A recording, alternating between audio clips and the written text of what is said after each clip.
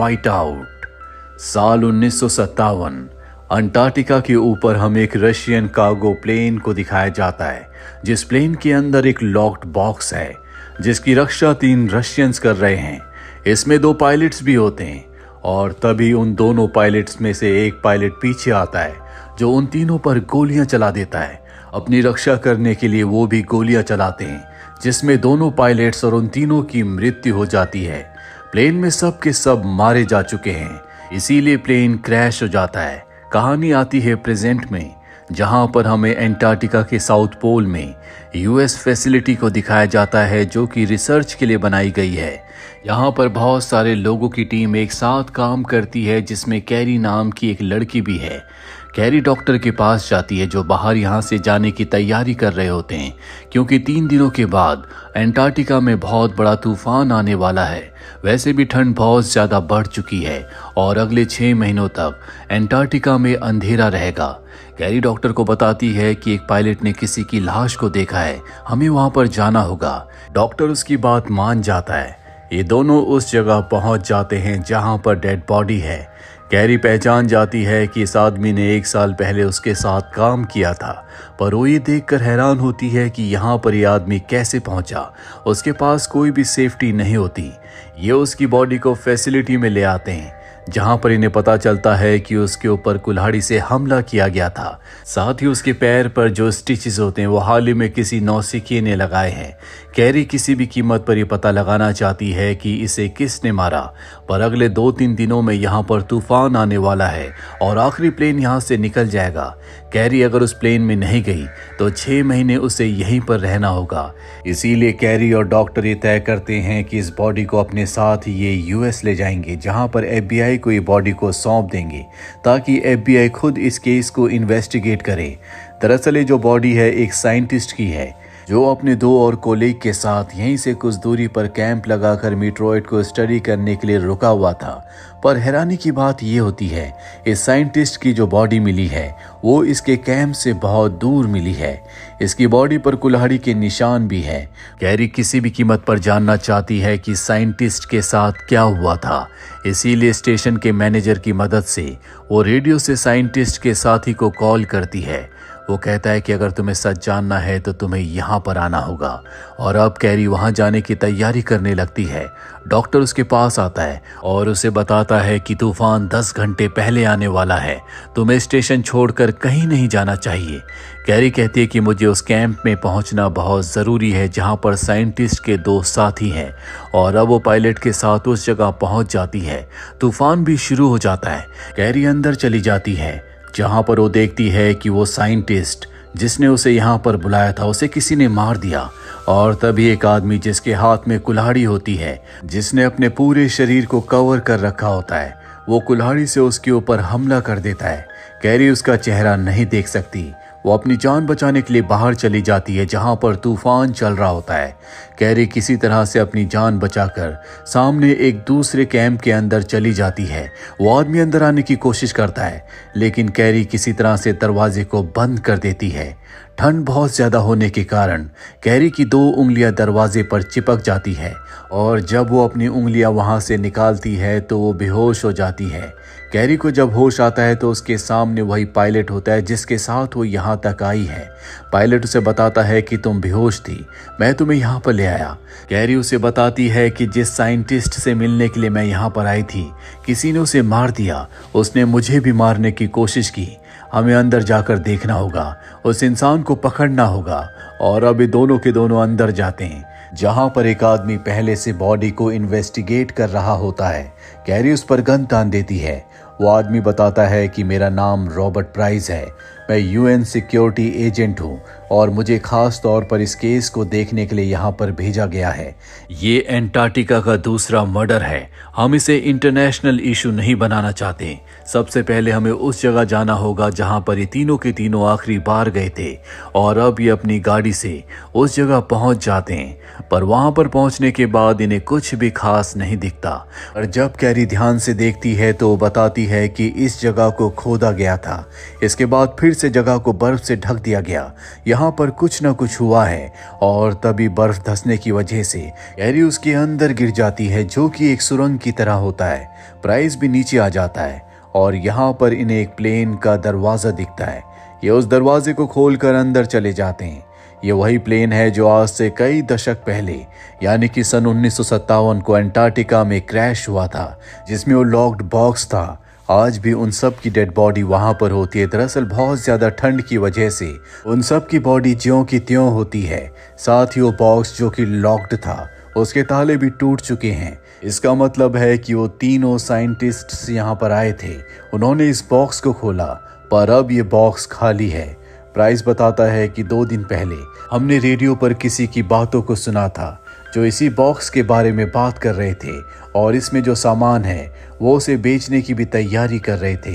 दरअसल जिस साल में ये प्लेन क्रैश हुआ, उस साल में सोवियत यूनियन बहुत सारे न्यूक्लियर बॉम्ब बना रहा था और हमें पूरा यकीन है कि इसके अंदर भी न्यूक्लियर बॉम्ब का मटेरियल है, जो कि अब कुछ लोगों के हाथ लग चुका है और अगर वो गलत लोगों के हाथ लग गया तो दुनिया में तबाही मच सकती है। इससे पहले कि ये इस प्लेन से बाहर निकलते बहुत सारी बर्फ धंस जाती है, जिससे प्लेन का दरवाज़ा बंद हो जाता है। ये तीनों के तीनों अंदर फंस चुके हैं। बाहर तूफान चल रहा है, साथ ही अंदर बहुत ज़्यादा ठंड है। धीरे धीरे अंदर की ऑक्सीजन भी खत्म हो रही है, जिसका मतलब ये है कि अगर जल्दी ये सब के सब यहाँ से नहीं निकले तो इन सब की यहाँ पर मृत्यु हो जाएगी। प्राइस कहता है कि इस प्लेन में इमरजेंसी एग्जिट होगा। इस पर ब्लास्ट करने के लिए विस्फोटक लगे होते हैं। हमें उन्हें एक्टिव करना होगा ताकि ब्लास्ट हो और हम यहाँ से निकल जाएं। पर इनके साथ जो पायलट होता है वो कहता है कि ऐसा मत करो, क्योंकि ब्लास्ट करने के बाद अगर ऊपर का रास्ता नहीं खुला तो बहुत सारी बर्फ अंदर आ जाएगी और हम जमकर मारे जाएंगे। लेकिन प्राइस ये रिस्क लेना चाहता है क्योंकि इनके पास इसके अलावा कोई रास्ता नहीं है। ये ब्लास्ट करते हैं, जिससे ऊपर का रास्ता खुल जाता है। तूफान से होते हुए तीनों के तीनों अपनी गाड़ी में बैठ जाते हैं और अब ये गाड़ी से स्टेशन पहुंच जाते हैं, जहां पर स्टेशन का जो मैनेजर होता है, जब उसे सारी बातें पता चलती है तो वो अपने सीनियर से कॉल पर बात करता है और कहता है कि हमारे लिए यहाँ पर प्लेन भेजो, हम सब के सब यहाँ से निकलना चाहते हैं। कैरी किसी भी कीमत पर उस कातिल का पता लगाना चाहती है, इसीलिए वो मैनेजर से कहती है कि जब हमें पहले साइंटिस्ट की डेड बॉडी मिली थी तो उसकी बॉडी पूरी तरह से जमी नहीं थी, यानी कि 24 घंटे के अंदर किसी ने उसे मारा था। मैं डेटा से पता लगाना चाहती हूँ कि 24 घंटे में वहां पर कौन गया था। मैनेजर कहता है कि अगले 20 मिनट में हम सब के सब कैंप खाली करके यहाँ से निकलना चाहते हैं। तुम्हारी उंगलियां जख्मी है, तुम्हें डॉक्टर से बात करनी चाहिए। वो डॉक्टर के पास जाती है। डॉक्टर उसकी उंगलियों को देखकर बताता है कि ये पूरी तरह से जम चुकी हैं, मुझे इन्हें काटना होगा वरना पूरी बॉडी में इन्फेक्शन फैलने का खतरा है। कैरी इस बात से बहुत दुखी होती है। डॉक्टर के पास भी कोई चारा नहीं होता। वो कैरी की दोनों उंगलियों को काट देता है। अब कैरी से मिलने के लिए प्राइस जाता है। वो प्राइस से कभी भी अच्छे से बात नहीं करती। प्राइस कहता है कि तुम मुझ पर विश्वास क्यों नहीं करती। वो बताती है कि एक बार मेरे पार्टनर ने मुझे धोखा दिया था, मुझे उसकी जान लेनी पड़ी, जिसके बाद मुझे अंटार्कटिका भेज दिया गया। पिछले 2 सालों से मैं यहीं पर हूँ और अब इन्हें पता चलता है कि साइंटिस्ट का जो तीसरा साथी था वो मिल चुका है। ये उससे मिलने के लिए जाते हैं। वो बताता है कि हम मीट्रॉइड देखने के लिए एक लोकेशन पर गए थे, लेकिन वहां पर हमें रडार से पता चला कि बर्फ के नीचे कुछ है। हमने वहां पर ब्लास्ट किया और हम रशियन प्लेन तक पहुंच गए और जब हम बॉक्स को खोलने की कोशिश कर रहे थे तो हमारे एक साथी का पैर जख्मी हो गया, जिसके बाद रेडियो पर हमने मदद मांगी। जल्दी एक पायलट वहां पर प्लेन लेकर आ गया, पर इससे पहले कि वो आगे की कहानी बताता, डॉक्टर यहाँ पर कैरी को ढूंढते हुए पहुंच जाता है और जैसे ही वो डॉक्टर को देखता है तो डरकर भागकर एक कमरे में अपने आप को बंद कर लेता है। कैरी उसे कहती है कि मैं तुमसे बात करना चाहती हूँ, पर उसने दरवाजे को अंदर से लॉक कर रखा है। पर पीछे के दरवाजे से वही कातिल आ जाता है जिसने पहले कैरी के ऊपर हमला किया था और अब वो तीसरे साइंटिस्ट के ऊपर हमला कर देता है। ये दोनों के दोनों बाहर गिर जाते हैं, जहां पर वो साइंटिस्ट को बुरी तरह से मार देता है और अब कैरी भी वहां पर पहुंच जाती है, जो शॉवेल से उसके ऊपर हमला करके उसे बेहोश कर देती है। प्राइस के साथ मिलकर ये उस कातिल को बांध देते हैं। इसका नाम हेडन है, जो कि एक बायोलॉजिस्ट है। वो इसी स्टेशन पर काम करता है। वो बताता है कि जब रेडियो पर इन लोगों ने हमसे मदद मांगी तो मैं वहां पर गया था, जहां पर बॉक्स के अंदर हमें 6 कैनिस्टर मिले। मैं उन कैनिस्टर को लेकर वापस स्टेशन आ गया, जो अब भी मेरे सामान के साथ मौजूद हैं। तभी यहाँ पर मैनेजर आ जाता है, जो बताता है कि अगले 15 मिनट में हम सब के सब यहाँ से निकलने वाले हैं। जो भी तुम्हें काम निपटाने हैं 15 मिनट के अंदर निपटा लो। और अब कैरी हेडन के सामान को चेक करने के लिए जाती है। जब वो वापस आती है तो देखती है कि हेडन भाग चुका है। वो उसे ढूंढना शुरू कर देती है। एक जगह उसे पायलट दिखता है, जो कि जख्मी होता है। तभी वहां पर प्राइस आ जाता है। कैरी को उस पर पहले भी शक होता है, इसीलिए वो उस पर गन तान देती है। प्राइस कहता है कि मैं डॉक्टर को बुलाने के लिए गया था, और अब वो डॉक्टर को कॉल करती है। डॉक्टर वहां पर आ जाता है। अभी मैनेजर कैरी को कॉल करता और बताता है कि हम निकलने वाले हैं, तुम्हें जल्द से जल्द आना होगा। पर कैरी नहीं जाती, जिसके बाद वो प्लेन लेकर यहाँ से निकल जाते हैं। कैरी और प्राइस को पता चलता है कि बाहर जो छोटा प्लेन है, हेडन उसकी चाबी लेकर गया है। इन्हें पूरा यकीन है कि वो प्लेन लेकर यहाँ से जाना चाहता है। बाहर तूफान शुरू हो चुका है। दोनों के दोनों बाहर जाते हैं, जहाँ सामने इन्हें कुछ नहीं दिख रहा होता। अपनी बेल्ट को इन्होंने रस्सियों से बांधा हुआ होता है, और उसी के सहारे ये धीरे धीरे आगे बढ़ रहे होते हैं। और तभी हेडन कैरी के ऊपर हमला कर देता है। वो उसे मारना चाहता है, पर बड़ी बहादुरी से कैरी उसकी रस्सी को काट देती है, जिससे वो तूफान में उड़ जाता है। इसका मतलब ये है कि हेडन का खात्मा हो चुका है। अब ये दोनों के दोनों एक कमरे के अंदर जाते हैं, जहां पर इन्हें वो 6 के 6 कैनिस्टर मिल जाते हैं। कैरी एक कैनिस्टर उठा लेती है, वो उसे खोलना चाहती है। प्राइस कहता है कि ऐसा मत करो, हो सकता है कि इसके अंदर रेडिएशन हो।